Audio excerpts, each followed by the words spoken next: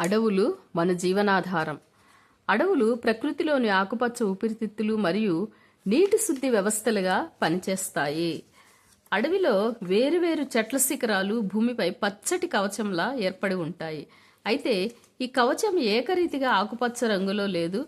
వాతావరణంలో ప్రశాంతంగా ఉండి చల్లని గాలి వీస్తుంది అడవిలో. ఇక్కడ అడవిలో ఆవాస స్థలానికి అన్ని జంతువులకి ఆవాస స్థలానికి అనుకూలంగా ఉంటుంది. రకరకాల జంతువులు అడవిలో నివసిస్తూ ఉంటాయి. చెట్ల కొమ్మల పైన, చెట్ల కింద, చెట్ల పొదల్లో రకరకాలైనటువంటి జంతువులు ఇక్కడ నివసిస్తూ ఉంటాయి. అనేక చెట్లతో కప్పబడి రకరకాలైన చెట్లు సాలు, టేకు, బూరుగ, సీసము, వేప, మోదుగ, అత్తి, తుమ్మ, ఉసిరి, వెదురు, దేవదారు వృక్షాలు, కాంచన చెట్లు, అడవిలో ఇంకా అనేక రకాల చెట్లు, పొదలు, గుల్మాలు, గడ్డి మొక్కలు, రకరకాలైనటువంటివి తీగలతో పాకే మొక్కలతో కప్పబడి ఉన్నటువంటి చెట్లు ఉంటాయి. సూర్యుడు అడవిలో చెట్ల ఆకుల మధ్య నుండి చాలా తక్కువగా కనిపిస్తూ అడవి లోపల భాగాన్ని చాలా చీకటిగా ఉంటుందన్నమాట. సూర్యుడు అడవిలో చెట్ల ఆకుల మధ్య నుంచి చాలా తక్కువగా కనిపిస్తాడు. లోపలి భాగం చాలా చీకటిగా ఉంటుంది అడవిలో. ఇక్కడ ప్లైవుడ్, వంట చెరుకు, పెట్టెలు, కాగితము, అగ్గిపుల్లలు మరియు ఫర్నిచర్ వంటి చాలా చెక్క వస్తువులు ఈ అడవిలో లభించే చెట్ల ద్వారా తయారు చేయవచ్చు. బంక, నూనెలు, సుగంధ ద్రవ్యాలు, జంతువులకు మేత, ఔషధ మొక్కలు కూడా అడవి నుంచే పొందే కొన్ని ఉత్పత్తులు. తర్వాత అడవి నేల మొలకెత్తటానికి మరియు మొలకలు మొక్కలుగా అభివృద్ధి చెందటానికి అనుకూలమైన పరిస్థితుల్ని అందిస్తుంది. కొన్ని వృక్షాలుగా పెరుగుతాయి. కాండం పైన ఉన్న చెట్టు కొన భాగాన్ని చెట్టు శిఖరం అంటారు. కాండం పైన ఉన్న చెట్టు కొన భాగాన్ని చెట్టు శిఖరం అంటారు. పొడవాటి చెట్ల కొమ్మలు అడవిలోని ఇతర మొక్కలపై పైకప్పుల ఏర్పడటాన్ని గమనిస్తాము. దీన్నే పందిరి అంటారు. చెట్ల శిఖరాలు వివిధ రకాల పరిమాణాలను కలిగి ఉంటాయి. అయితే ఇవి అడవిలో విభిన్న సమాంతర పొరలను సృష్టిస్తాయి. వీటినే అంతస్తులు అంటారు. పెద్ద మరియు పొడవైన చెట్లపై పొరను ఏర్పరిస్తే పొదలు మరియు పొడవైన గడ్డి మరియు గుల్మాలు కింది పొరను ఏర్పరుస్తాయి. పెద్ద మరియు పొడవైన చెట్లు పై పొరను ఏర్పరిస్తే పొదలు మరియు పొడవైన గడ్డి మరియు గుల్మాలు క్రింది పొరను ఏర్పరుస్తాయి. ప్రతి అడవిలో ఇదే రకమైన చెట్లను మనం చూస్తామా అంటే లేదు. విభిన్న వాతావరణ పరిస్థితుల కారణంగా కొన్ని చెట్లు మరియు ఇతర మొక్కలు రకరకాల వైవిధ్యాలను కలిగి ఉంటాయి. జంతువులు కూడా అడవికి విభిన్నంగా ఉంటాయి. అన్ని అడవుల్లో కూడా మొక్కలు, జంతువులు ఒకే రకంగా ఉండాలని ఉండదు. వివిధ రకాల అడవుల్లో వివిధ రకాల మొక్కలు, వివిధ రకాల జంతువులు కనిపిస్తాయి. చెట్ల బెరడుపై మొక్క ఆకులు మరియు అడవి నేల భాగాల్లో కుళ్ళిపోతున్న ఆకులపై అనేక కీటకాలు, సాలెపురుగులు, ఉడుతలు, చీమలు మరియు ఇతర చిన్న జంతువులు కనిపిస్తాయి. అడవి నేల భాగము రాలిన మరియు కుళ్ళుతున్న ఆకులు, పండ్లు, విత్తనాలు, కొమ్మలు మరియు చిన్న మొక్కలతో ఒక పొరను కప్పబడి ముదురు రంగులో కనిపిస్తుంది. కుళ్ళుతున్న పదార్థం తేమగా మరియు వెచ్చగా ఉంటుంది. ఆ పదార్థము తేమగా మరియు వెచ్చగా ఉంటుంది. కుళ్ళేటువంటి పదార్థము. అడవి నేలపై కుళ్ళుతున్న ఆకులపై పొర నడుస్తుంటే ఒక మెత్తటి తివాచీపై నడుస్తున్నట్టుగా ఉంటుంది. తర్వాత అడవిలో కొన్ని జంతువులు శాకాహారులు లేదా మాంసాహారులు. ఆహారం కోసం చివరికి మొక్కలపై ఆధారపడే జంతువులు, రకరకాలైనటువంటి జంతువులు ఉంటాయి. మొక్కలను తినే జీవులను సాధారణంగా ఇతర జీవులను తింటాయి. వాటిని ఇంకొక జీవులు తింటాయి. ఉదాహరణకు గడ్డిని కీటకాలు తింటాయి. వాటిని కప్ప తింటుంది. కప్పని పాము తింటుంది. ఈ క్రమంగా ఆహారపు గొలుసు అనేది ఏర్పడుతుంది. గడ్డిని కీటకాలు తింటాయి. కీటకాలని కప్ప తింటుంది. కప్పని పాము తింటుంది. పాముని గద్ద తింటుంది. అడవిలో అనేక ఆహారపు గొలుసులను చూడవచ్చు. అన్ని ఆహారపు గొలుసులు అనుసంధానించబడి ఉంటాయి. ఏదైనా ఒక ఆహారపు గొలుసు చెదిరిపోతే అది ఇతర ఆహారపు గొలుసులను ప్రభావితం చేస్తుంది. అడవి యొక్క ప్రతి భాగము కూడా ఇతర భాగాలపై ఆధారపడి ఉంటుంది. అయితే మనం చెట్లు వంటి ఒక భాగాన్ని తీసివేస్తే అన్ని ఇతర భాగాలు ప్రభావితం అవుతాయి. అడవిలో కుళ్ళుతున్న ఆకుల మీద చిన్న పుట్టగొడుగులు అనేవి ఏర్పడతాయి అడవిలో. తర్వాత చిన్న కీటకాల సైన్యము, సహస్రపాది, చీమలు మరియు పెంకు పురుగులు, బీటిల్స్ ఇవన్నీ కూడా కుళ్ళుతున్న ఆకులపైన నివసించే జీవులు, కనిపించే జీవులు. తర్వాత అడవిలో సూక్ష్మజీవులు కనిపిస్తాయి. ఆ సూక్ష్మజీవుల పైన ఇంకా పుట్టగొడుగులు మరియు ఇతర సూక్ష్మజీవులు రకరకాలైనటువంటివి కనిపిస్తాయి. చనిపోయిన మొక్కలు మరియు జంతువుల కణజాలాలను ఆహారంగా తీసుకుంటూ ముదురు రంగు గల హ్యూమస్ అనే పదార్థంగా మారుస్తాయి. ఇవి సూక్ష్మజీవులు. చనిపోయిన మొక్కల మరియు జంతువుల కణజాలాలను ఆహారంగా తీసుకుంటూ ముదురు రంగు గల హ్యూమస్ని ఏర్పరిచేవి సూక్ష్మజీవులు. చనిపోయిన మొక్కలు మరియు జంతువులను హ్యూమస్గా మార్చే సూక్ష్మజీవులను విచ్ఛిన్నకారులు అంటారు. సూక్ష్మజీవులు అడవిలో ముఖ్యమైన పాత్ర పోషిస్తాయి. అయితే హ్యూమస్ యొక్క ఉనికి చనిపోయిన మొక్కలు మరియు జంతువుల పోషకాలు మట్టిలోకి విడుదలవ్వడాన్ని నిర్ధారిస్తుంది. అక్కడి నుండి ఈ పోషకాలు మళ్లీ సజీవ మొక్కల వేర్ల ద్వారా శోషించబడతాయి.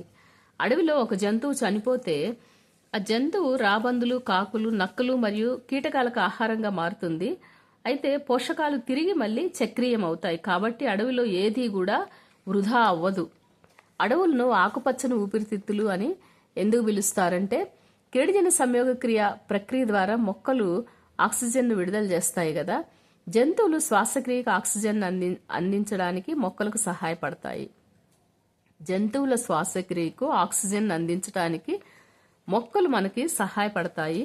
ఆక్సిజన్ మరియు కార్బన్ డైఆక్సైడ్ యొక్క సమతుల్యం ఈ విధంగా జరుగుతుంది. మొక్కలు ఆక్సిజన్ని విడుదల చేస్తాయి. ఈ ఆక్సిజన్ జంతువులకు అవసరమవుతుంది శ్వాసక్రియలో. ఈ జంతువులు కార్బన్ డైఆక్సైడ్ని విడుదల చేస్తాయి. ఈ కార్బన్ డైఆక్సైడ్ని మొక్కలు వినియోగించుకొని ఆహార పదార్థాలను తయారు చేసుకుంటాయి. తిరిగి ఆక్సిజన్ని విడుదల చేస్తాయి. ఈ విధంగా ఆక్సిజన్ మరియు కార్బన్ డైఆక్సైడ్ సమతుల్యం చేయబడుతుంది అన్నమాట.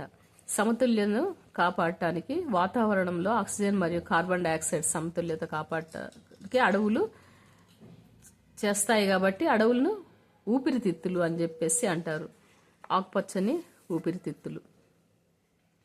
మొక్కలు వాటి వేళ్ల ద్వారా వీటిని తీసుకుంటాయి మరియు బాష్పోత్సేకం ద్వారా నీటి ఆవిరిని గాలిలోనికి విడుదల చేస్తాయి. వేర్ల ద్వారా నీటిని తీసుకొని బాష్పోత్సేకం ద్వారా నీటి ఆవిరిని గాలిలోనికి విడుదల చేస్తాయి. అడవి కేవలం మొక్కలు మరియు జంతువులకు మాత్రమే నివాసం కాదు. అనేక మంది ప్రజలు కూడా అడవిలో నివసిస్తారు. వారిలో కొంతమంది వివిధ తెగలకు చెందిన వాళ్ళు అవ్వచ్చు. ఈ ప్రజలు ఎక్కువగా అడవులపై ఆధారపడతారు. అయితే వారికి ఆహారము, ఆశ్రయము, నీరు, ఔషధాలు అన్నీ కూడా అడవిలో నుంచే లభిస్తాయి. ఇది వాళ్ళకి సాంప్రదాయంగా వాళ్ళు అనేక రకాల మొక్కల నుండి ఔషధాలను తయారు చేయటం అనేది నేర్చుకోవడం జరుగుతుంది. తర్వాత కొన్ని జింకలు రకరకాలైనటువంటి పొదల్లో నుంచి దట్టమైన పొదలు మరియు పొడవైన గడ్డి జంతువులకు ఆహారము మరియు ఆశ్రయాన్ని అందిస్తుంది. ఆహారం మరియు ఆశ్రయాన్ని అందిస్తుంది. ఏంటి అంటే పొదలు మరియు పొడవైన గడ్డి, దట్టమైన పొదలు అందిస్తాయి. అట్లాగే అడవిలో నివసించే మాంసాహారుల నుండి కూడా ఈ దట్టమైన పొదలు, పొడవైన గడ్డి అనేది జంతువులను రక్షించుకోవడానికి సహాయపడుతుంది. తర్వాత కొన్ని జంతువులు రెట్టలు అనేవి వివిధ రకాల రెట్టల మధ్య వ్యత్యాసాన్ని గుర్తించారు అక్కడ. అడవి అధికారులు కొన్ని జంతువుల ఉనికిని వాటి రెట్టలు మరియు పాదముద్రల ద్వారా గుర్తించగలిగారు. కొన్ని జంతువుల యొక్క ఉనికి అనేది రెట్టలు మరియు పాదముద్రల ద్వారా గుర్తించారు అడవి అధికారులు. పెద్ద కుళ్ళిపోతున్న జంతువుల రెట్టల కుప్ప చూసినట్లయితే అనేక రకాల బీటిల్స్, పురుగులు ఆ కుప్పపై ఆహారాన్ని సేకరిస్తూ ఉంటున్నాయి. ఒక కుప్పల మొక్కలు మొలకెత్తుతాయి. ఈ మొలకలలో గుల్మాలు మరియు పొదలు ఉంటాయి. ఒకే గుంపులో గుల్మాలు మరియు పొదలు అనేవి ఏర్పడటానికి అవకాశం ఉంటుంది ఒకే కుప్పలో కూడా. జంతువులు కూడా కొన్ని మొక్కల విత్తనాలను వెదజల్లి అడవి పెరగటానికి మరియు పునరుత్పత్తికి సహాయపడతాయి. కుళ్ళుతున్న జంతువుల పేడ కూడా మొలకలు పెరగటానికి పోషకాలను అందిస్తుంది.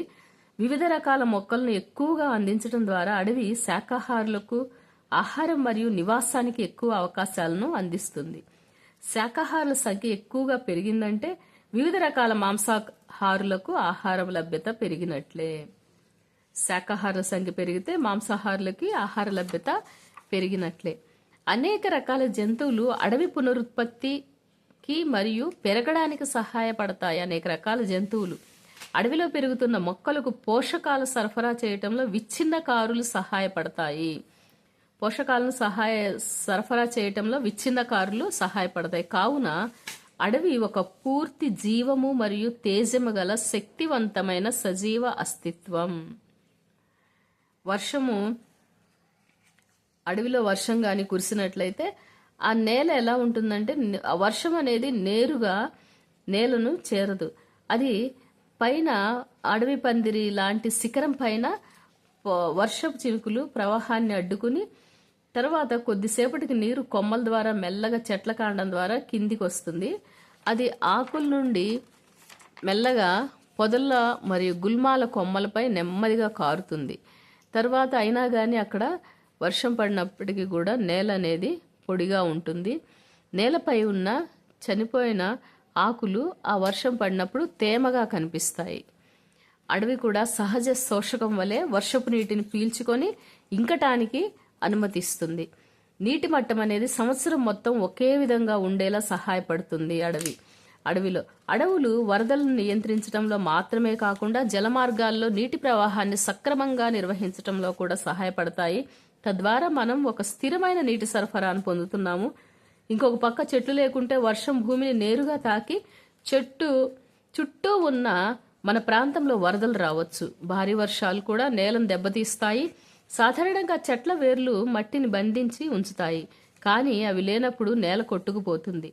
తర్వాత గ్రామ ప్రాంతాల్లో వాతావరణం అనేది ఆహ్లాదకరంగా, అడవి చుట్టుప్రక్కల ప్రాంతాలు వర్షపాతాన్ని పొందుతాయి. తర్వాత ప్రాంతాలు చల్లగా ఉంటాయి.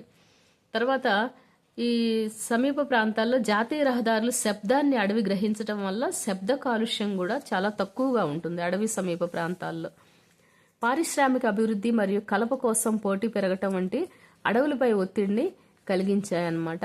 మరియు ఇవి కనుమరుగైపోవటం ప్రారంభమయ్యాయి అడవులు అనేవి.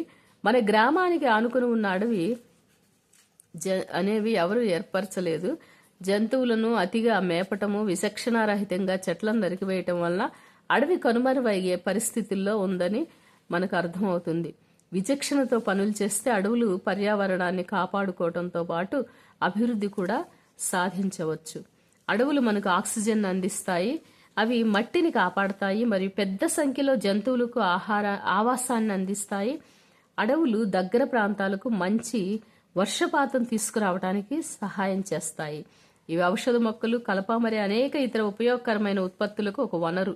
మనం మన అడవులను కాపాడుకోవాలి. అడవులు అదృశ్యమైతే గాలిలో కార్బన్ డైఆక్సైడ్ పరిమాణం పెరుగుతుంది. ఫలితంగా భూమి యొక్క ఉష్ణోగ్రత పెరుగుతుంది.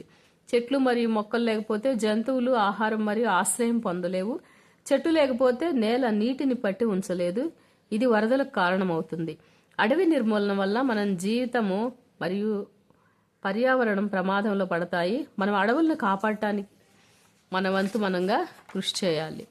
అయితే దీని లెసన్ల ముఖ్య అంశాలు ఏంటంటే, మన చుట్టూ ఉన్న అడవుల నుంచి మనం వివిధ ఉత్పత్తులను పొందుతాము. అడవి అనేది వివిధ మొక్కలు, జంతువులు మరియు సూక్ష్మజీవులు కలిగి ఉన్న వ్యవస్థ. ఒక అడవిలో చెట్లపై పొరను ఏర్పరుస్తాయి. అదేవిధంగా పొదలు, గుల్మాలు వృక్ష సంపద యొక్క క్రింది పొరను ఏర్పరుస్తాయి. వృక్ష సంపద యొక్క వివిధ పొరలు జంతువులు, పక్షులు మరియు కీటకాలకు ఆహారం మరియు ఆశ్రయాన్ని అందిస్తాయి. అడవిలోని వివిధ అంశాలు ఒకదానిపై మరొకటి పరస్పరం ఆధారపడి ఉంటాయి. అడవి మారుతూ పెరుగుతూ ఉంటుంది. అది పునరుత్పత్తి కూడా చెందగలదు. అడవిలో నేల, నీరు, గాలి మరియు జీవజాలం మధ్య పరస్పర సంబంధం ఉంటుంది. అడవులు నేలను కోత నుండి కాపాడుతాయి. నేల అడవులు పెరగటానికి మరియు పునరుత్పత్తికి సహాయం చేస్తుంది. అడవి నివాస వర్గాలకు అడవులు జీవనాధారం. అడవులు వాతావరణం, నీటి చక్రం మరియు గాలి నాణ్యతను ప్రభావితం చేస్తాయి.